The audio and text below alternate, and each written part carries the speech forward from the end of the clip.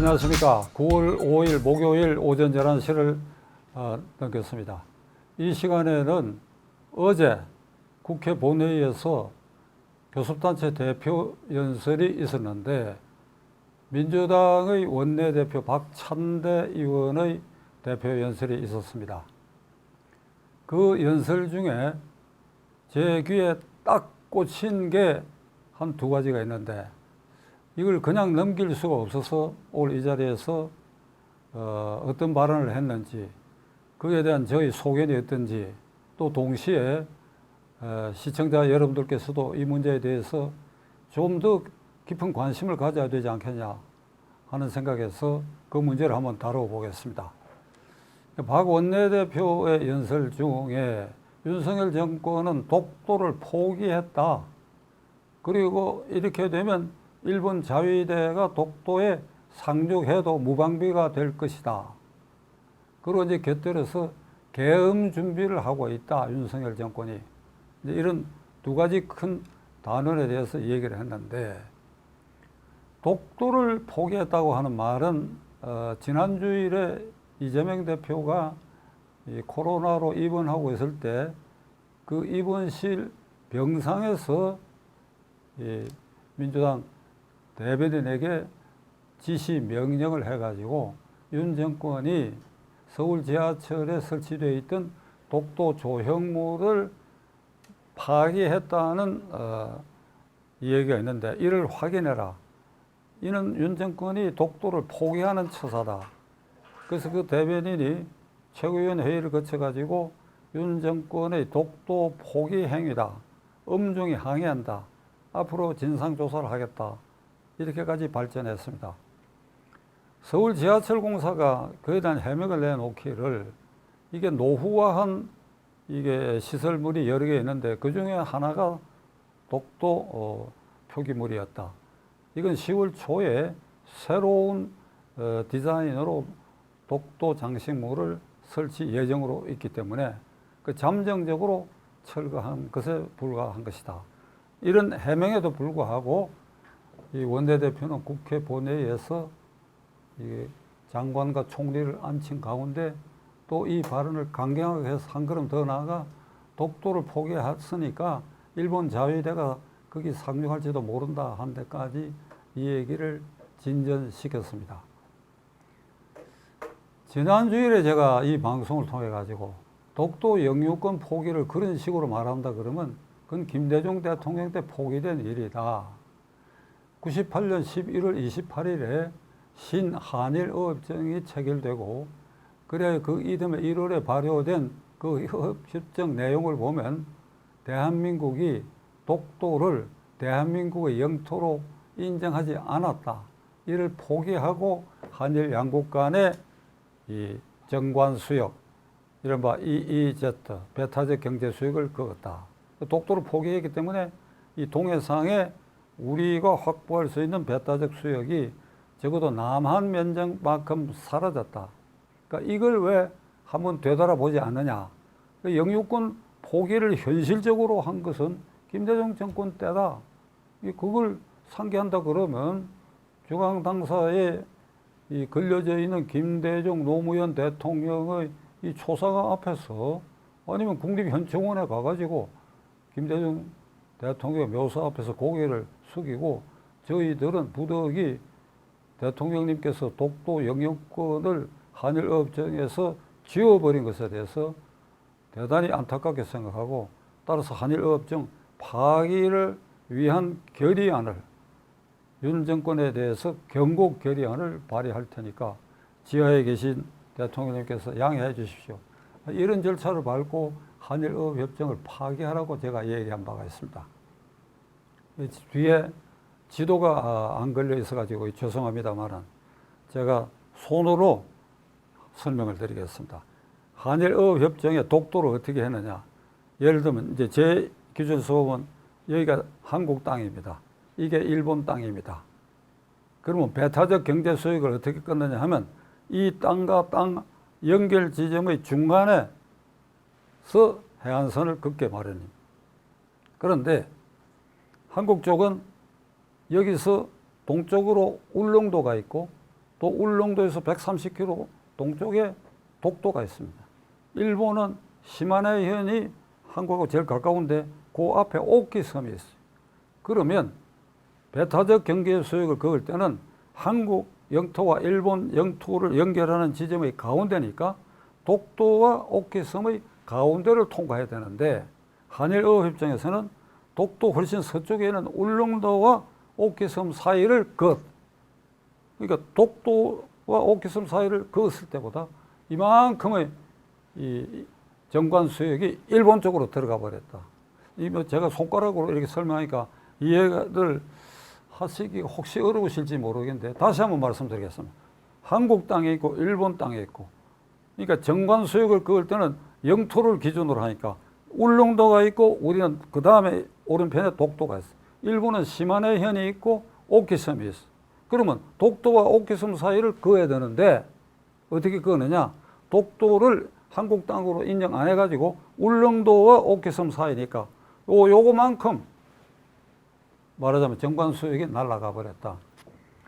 이거 지도를 꺼내놓고 한일어업협정 조문을 보면 이거 명백한 일인데, 민주당의 원내대표가 목청을 돋워가지고 독도를 포기했다.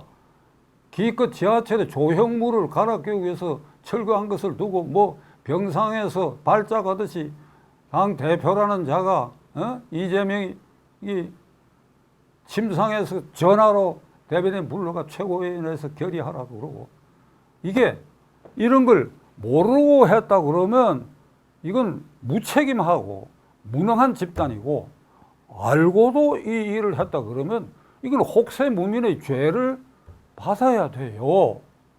어떻게 이렇게 시끄럽게 합니까? 이거야. 그래. 일본 자위대가 독도에 상륙해요. 그 독도에는 우리 수비대가 없습니까? 그 근처에도 일본 사람들 오지 않아요. 그렇게 했을 때 일본이 국제사회에서 받는 비난을 생각하더라도 일본은 지금 도저히 그렇게 할 수 없습니다. 그 말이 나온 김에 일본은 지금 한국에 대한 열등감을 갖기 시작했어요. 그 G7, 새로운 G7 국가에 같이 들어가 있지만은 국가 경쟁률이 한국이 일본보다 앞서기 시작했고, 국민 소득도 거의 일본하고 지금 같아져 가고 있어요. 그러니까 우리가 일본보다 우위에 있는데 자꾸 열등감을 갖고 일본이 쳐들어올지 모른다, 독도 영유권을 포기했다. 일본 사람들이 속으로 웃어요. 자꾸 그래라, 자꾸.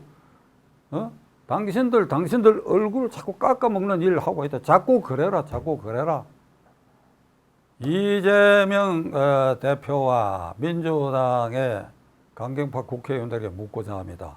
그대들 중에 대학생 시절이고 그 후에 무슨 전국 대학생 협의회 시절 이럴 때인데 1998년이면 그 한일어업협정이 그런 식으로 독도 영유권을 지워버린 상태, 포기했다기보다 아주 지도에서 지운 걸로, 한국 영토가 아닌 걸로 해가 이런 어업협정을 체결해갖고 남해안 일대 어민들이 분기탱천해가지고 어장이 줄어들었다, 우리 생계가 막연하다, 어선이 집단 시위하고 갈 때 그 지금 운동권 여러분들 중에 그 문제에 대해서 그 앞장서지는 않더라도 그 현장에 가가지고 이게 상황이 어떤지 지켜본 사람이 있습니까?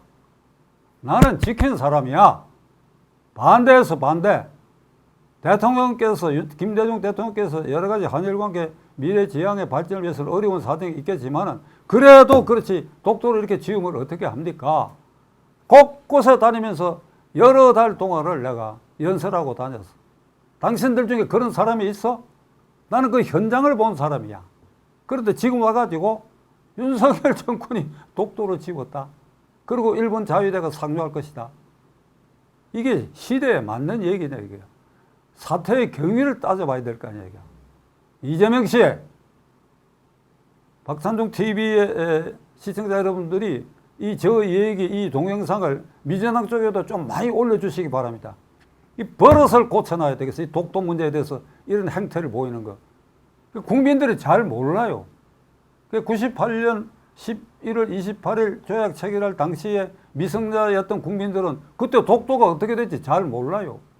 그때 이미 성년이 어떤 사람들도 그러니까 남해안 지역에서 어민들과 그 연관 있는 사람들은 분기탱천했지만 그 외 국민들은 무덤덤하게 그냥 넘어가 버렸어.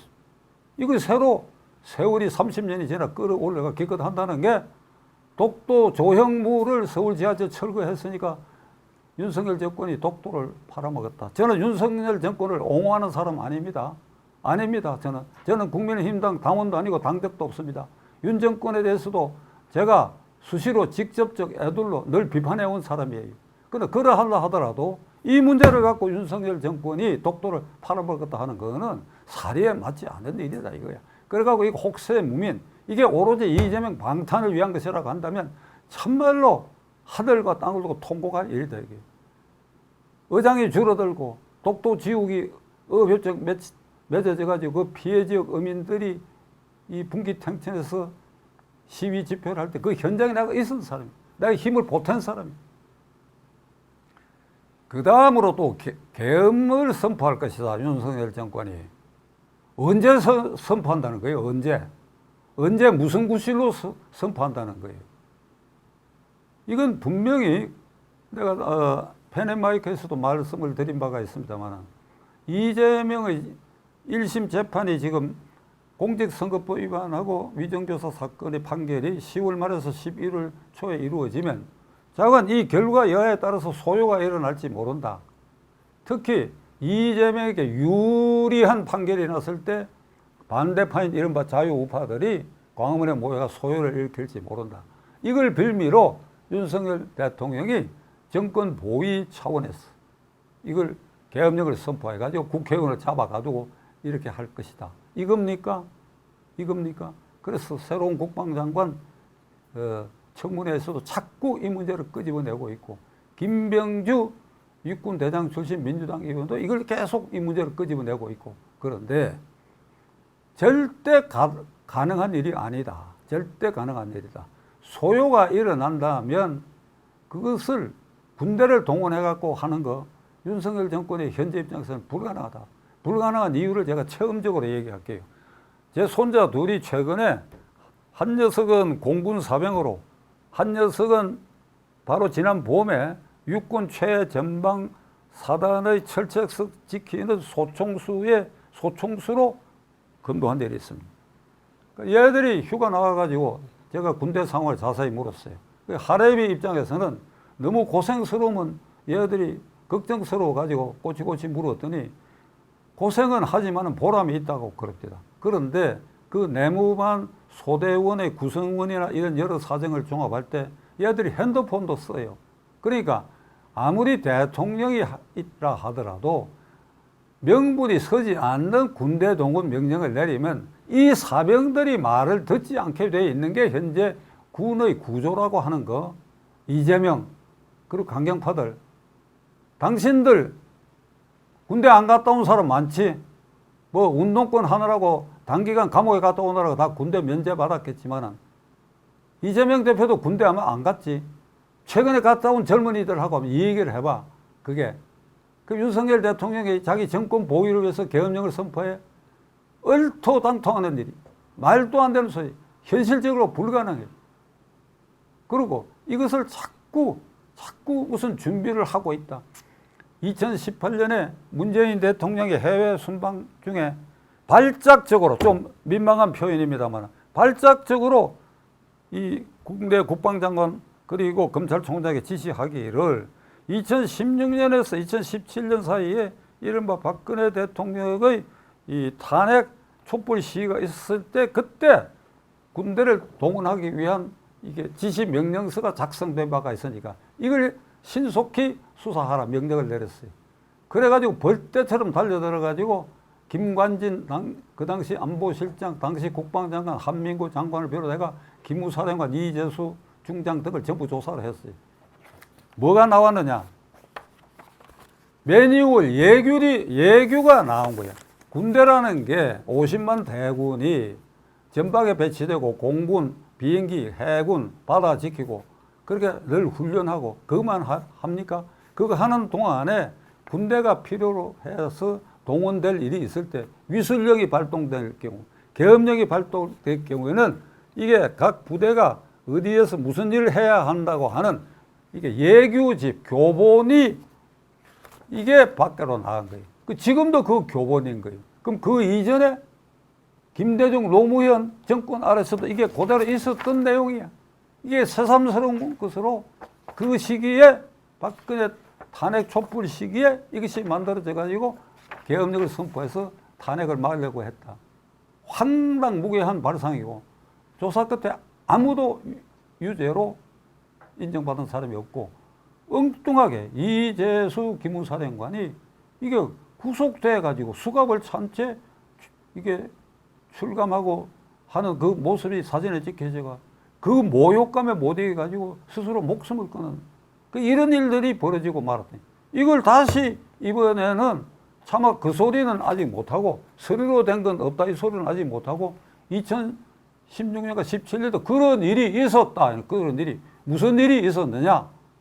계엄을 준비했느냐? 계엄 발동을 명령을 했느냐? 그런 일이 있었다. 그 무슨 일이 있었느냐? 이런 일이 있었다. 이게 종이에 쓰여져 있는 매뉴얼이 있었다. 이게 이런 일을 두고 계속해서 윤석열 정권의 지지율이 낮아지고 뭐 의료 대란이 있고 인기도 없고 그냥 그렇다 하더라도 할 말이 있고 안 할 말이 있어야 될 거 아니냐 이 말이야. 자, 독도 문제 그리고 계엄령 준비했다는 문제 이 모든 것이 한 곳에 꽂혀 있다. 이재명의 방탄이다 이거야. 10월 말 11월 초에 그가 지금 떨고 있는 것 같아. 자기에게 불리한 판결이 날 것 같다. 위정교사는 징역형이 선고될 것 같고 공직선거법 위반은 300만 원 이상의 자격상실형의 판결이 내릴 것 같다. 그러니까 밤잠을 못 자는 거 아니냐 싶어. 그 벌벌 속으로 떨고 있다. 그러니까 계속해서 그 입으로 독도 지우기 그 다음에 탄핵 준비 이런 소리를 내지르고 있다. 여기에 곁들여 가지고 조국이라는 사람 조국당의 무슨 당수지요. 8.15의 건국절이라고 했다고 해가지고 윤석열 정권에 대해서 포문을 열었는데 급기야는 이번 독도 문제 등과 결부해갖고 윤석열은 일본의 총독이다. 이게 총독. 조국 씨, 당신 서울법대 출신으로 뭐 미국에도 막 유학하고 왔지. 그래갖고 법학전문대학원에서 형법을 강의하고 있어. 당신 교수 출신이야. 교수. 그리고 짧은 기간이지만 석 달짜리 장관도 했어. 어떻든. 그런데 그런 사람이 이런 비양식적인 말을 할 수 있느냐? 나는 개인적으로는 당신이 당한 가족과 딸이 당한 그 일, 본인이 당한 그 일 억하지심이 있을 것이다. 그러니까 윤석열이라 그러면 뭐 원한에 사무친 이름이다. 내가 그 개인적으로는 이해를 해. 그렇다고 해가지고 당신이 대학 교수야. 서울법대 교수야. 형법을 가르쳤어. 그리고 장관도 했어. 청와대 수석도 했어. 한때 대통령 꿈도 가졌어. 대통령 꿈은 아마 지금도 갖고 있을지 모릅니다. 그런 사람이 터무니없는 이런 이 얘기를 그러니까 경우에 맞게 윤석열 정권이 왜 일본에 경도되어 있느냐. 내가 보기 경도되어 있지도 않아요. 그런데 이런 정도 얘기는 모르겠는데 총독이라고 대놓고 얘기한다 이거야. 그냥 부르르 떨듯이 얘기한다. 이게 완전히 억하지심, 이게 복수심, 원한. 이게 공인의 자세냐 이거. 결론 내리겠습니다. 대강해요. 대강. 대충 하시오. 이재명 씨. 대강해요. 이렇게 해서 윤석열 무슨 선도적 포격을 가하고 이게 결국 사법부 압력 가하는 거 아니냐 이 말이야. 꼭 이렇게 해야 되겠어 이게 국민을 혹세무민으로 자꾸 일본은 독도를 지우고 있다. 독도는 우리가 빼앗겼다. 이게 자위대가 상륙할지 모른다. 윤석열 정권은 일본의 총독 정권이다. 그러니까 이런 소리 되도 않은 소리 계속 이렇게 내뱉어서 되겠느냐. 당신들도 자식 키우고 이제 손자 손주도 있지 않겠느냐 이 말이야. 그 2세들 생각할 때 이런 분위기에 이런 정치를 물려줘도 되겠느냐. 한번 깊이 생각해 봐요. 이상입니다.